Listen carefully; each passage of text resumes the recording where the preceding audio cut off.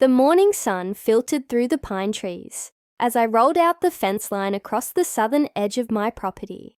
10 acres of forested quiet, bordered by the upscale Pinebrook Estates, had seemed like the perfect place to retire after 20 years with the Houston Fire Department. I'd seen enough chaos for a lifetime. I didn't want much, just a little solitude, some chickens, and maybe a greenhouse.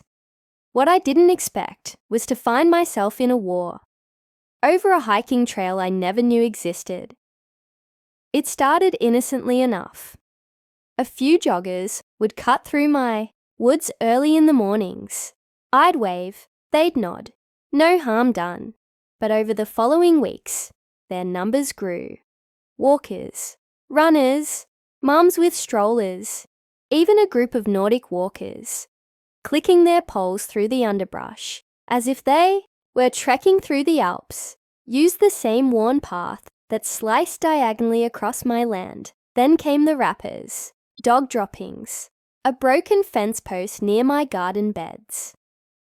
One afternoon, I found a woman leading a yoga group in the clearing by my creek. Mats laid out, incense burning, the whole thing. "Excuse me," I said, trying to remain calm. "This is private property." "Oh," she laughed, brushing a leaf from her shoulder. "Karen said this was part of the Pinebrook Nature Loop. We've been coming here for years." That was the first time I heard her name, Karen Whitmore. I assumed there'd been some mistake, a misunderstanding maybe. So I walked the half-mile into Pinebrook, to the HOA office, housed in what looked like a repurposed Victorian schoolhouse. White, pillars, trimmed hedges, brass plaque. Inside, behind a gleaming desk, sat a woman who looked like she had memorized the rules of society, and then rewritten them in her own font. Blonde bob, pressed blouse, pearl necklace. She extended a manicured hand before I could introduce myself. "Daniel Coulter, I presume. We've heard you moved into the eastern lot. Welcome to Pinebrook. Or just outside it, I suppose. I'm here about the trail," I said. Her smile didn't budge. "Yes, our beloved loop. Residents have enjoyed it for over a decade. It runs straight through my property," I replied. "That's not public land." "Oh, I understand your confusion," she said, in a tone that suggested I didn't understand anything. "But the community has been using that route for years. It's part of Pinebrook tradition. We call it the Back Nine. It connects beautifully to the creek walk." "It's not yours to name," I said.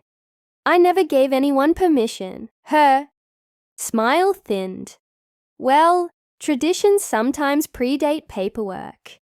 And when something becomes customary, it's almost communal. Not when it's on my deed." She leaned back, tapping a pen against her clipboard. "You're new here, Mr. Coulter. You'll learn. Pinebrook values cooperation.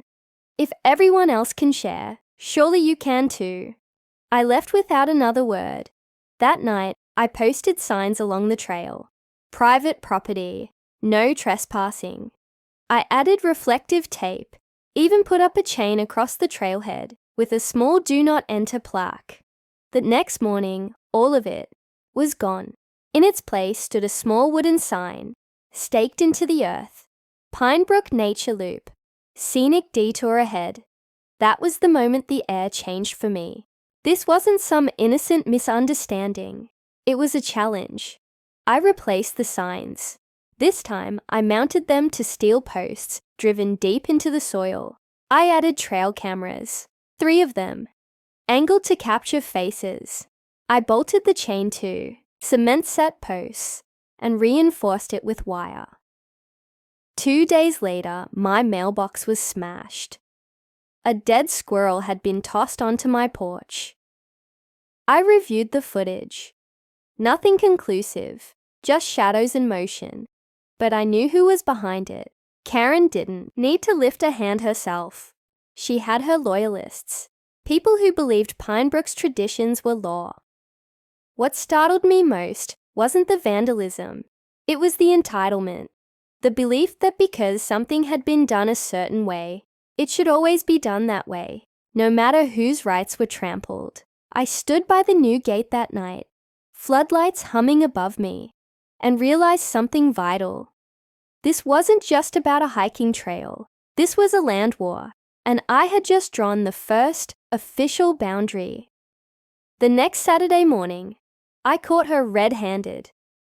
I was inspecting the new posts when I saw movement at the base of the ridge. Karen Whitmore, in a crisp white tracksuit and oversized sunglasses, was unscrewing one of my trail cameras. With the poise of someone straightening a painting, she moved like the property belonged to her. When she noticed me watching from 50 yards out, she didn't flinch. She smiled. "Mr. Coulter," she called, as if we were old friends. "You really ought to reconsider. This fence is upsetting the community."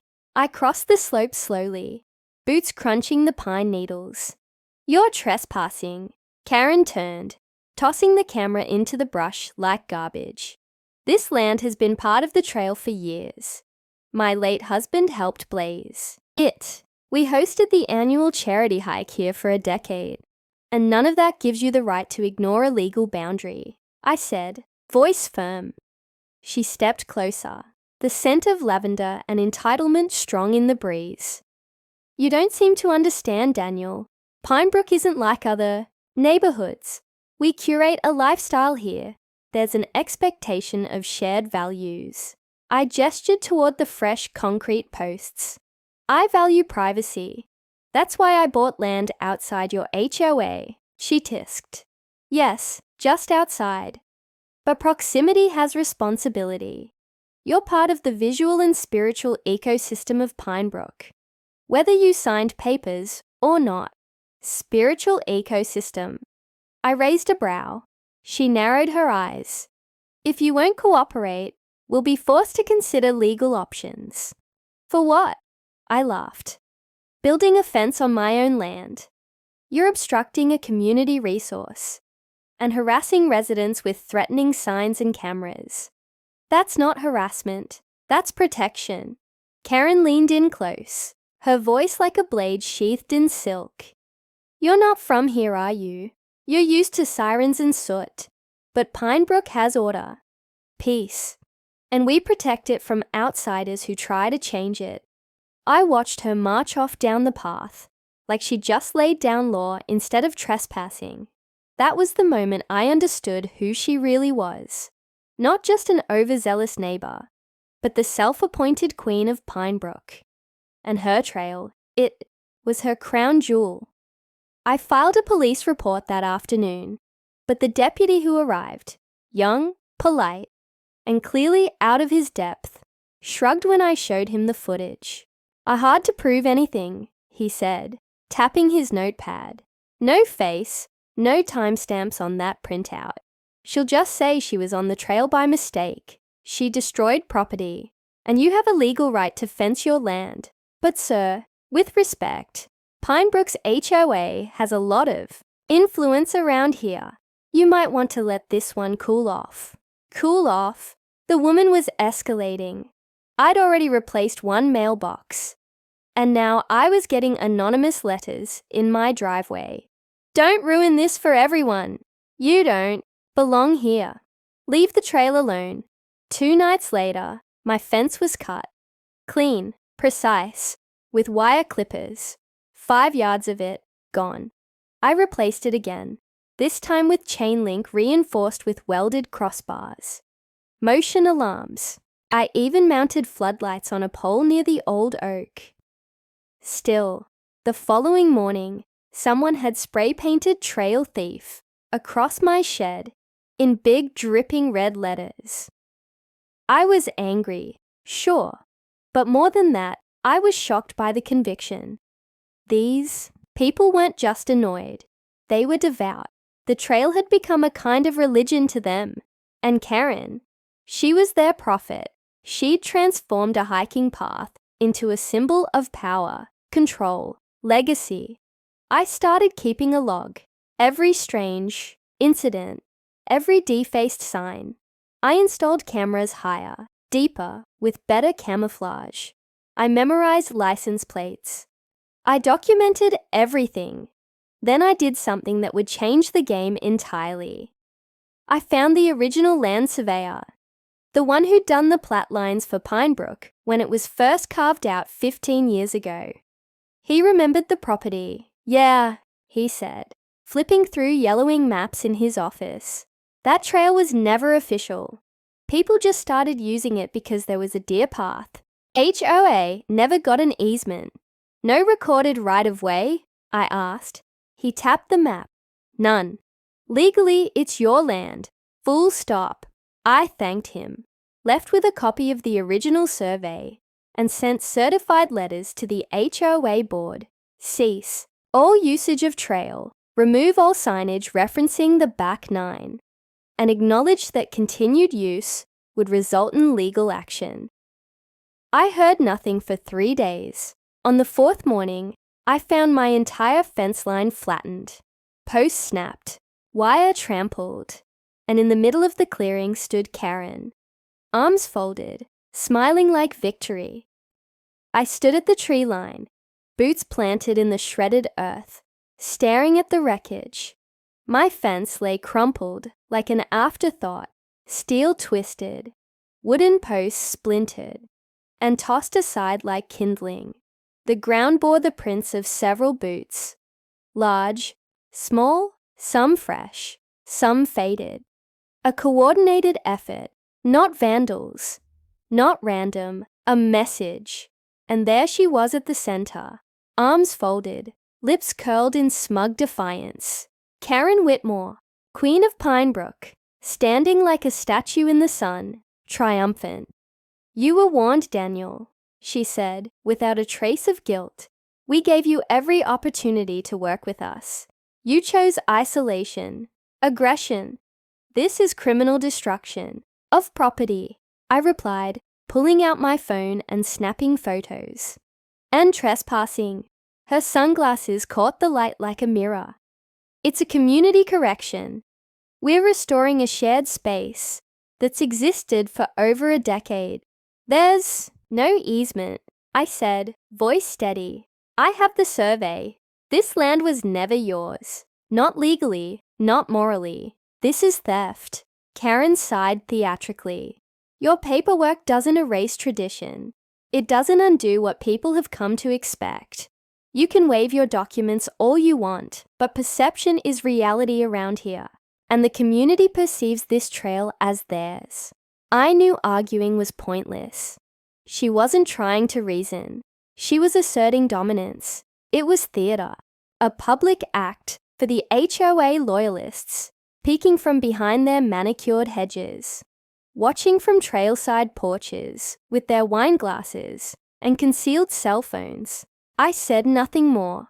I didn't threaten. I didn't yell. I walked the property, taking photos of every broken section, every footprint, every tire mark from the wheelbarrow tracks leading from Pinebrook.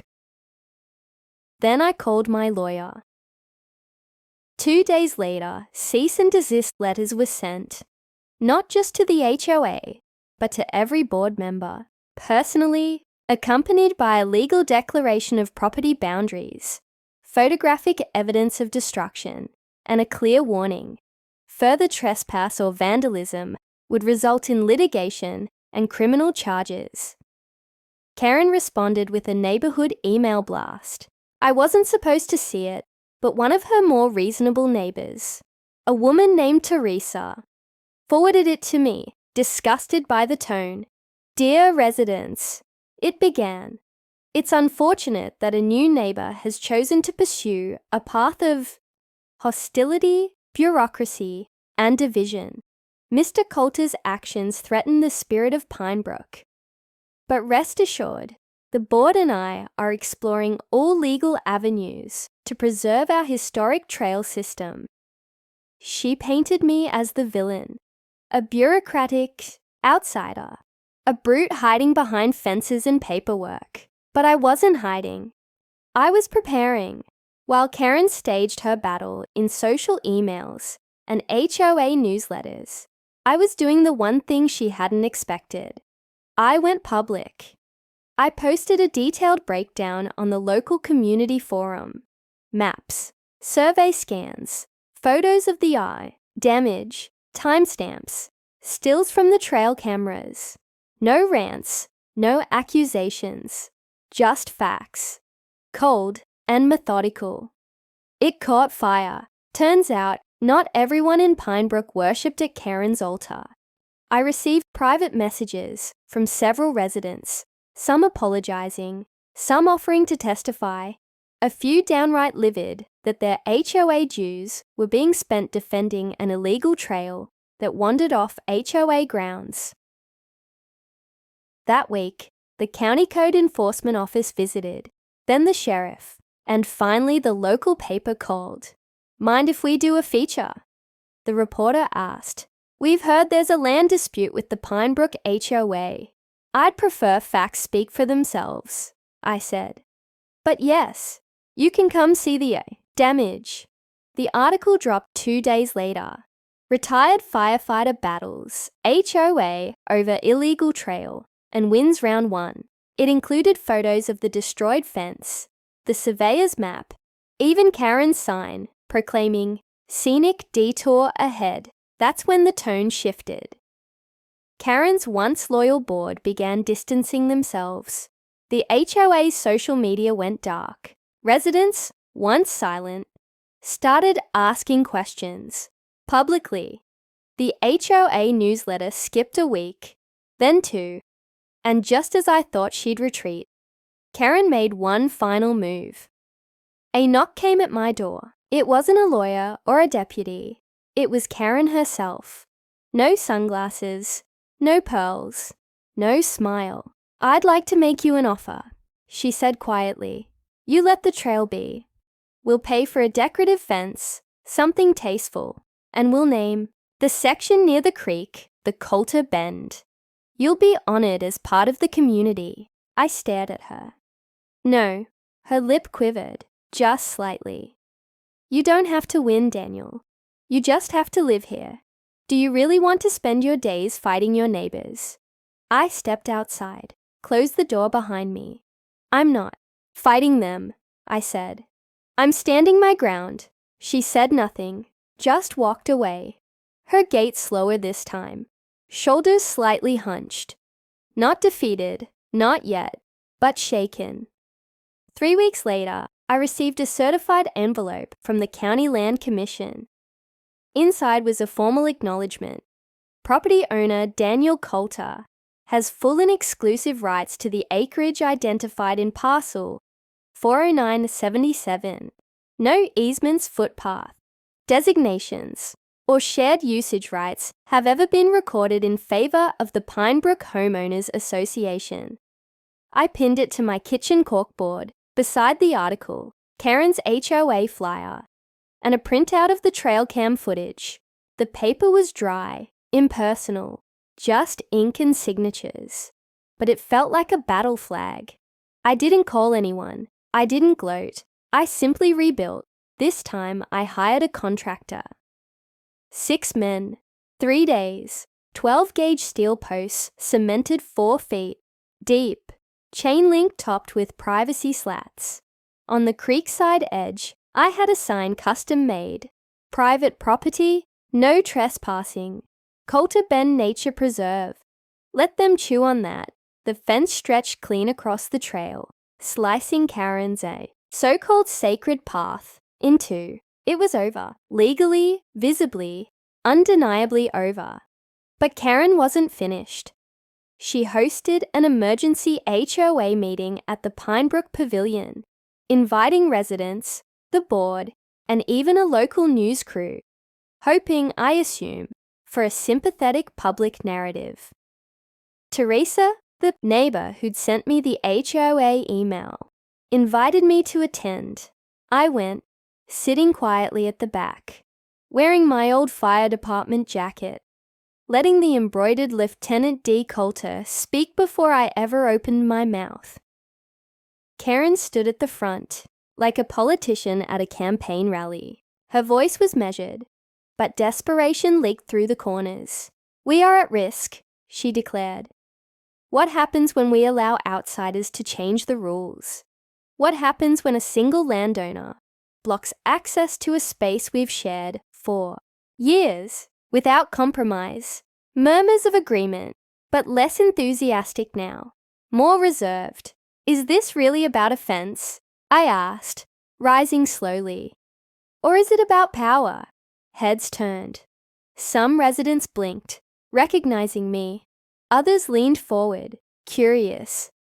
I walked to the front, hands open, calm. I didn't build this fence out of spite.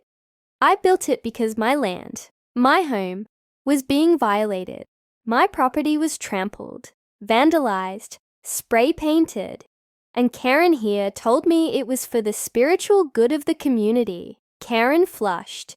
You're misrepresenting my words. I held up the printed survey. No legal right-of-way, no trail designation, no HOA jurisdiction. This isn't a matter of opinion or perception. It's fact. The only thing that made the trail public was a decade of trespassing and an unwillingness to respect boundaries. Silence. I turned to the crowd. I'm not your enemy. I moved here because I wanted peace, nature, and community. Just like you. But community doesn't mean entitlement. It means respect.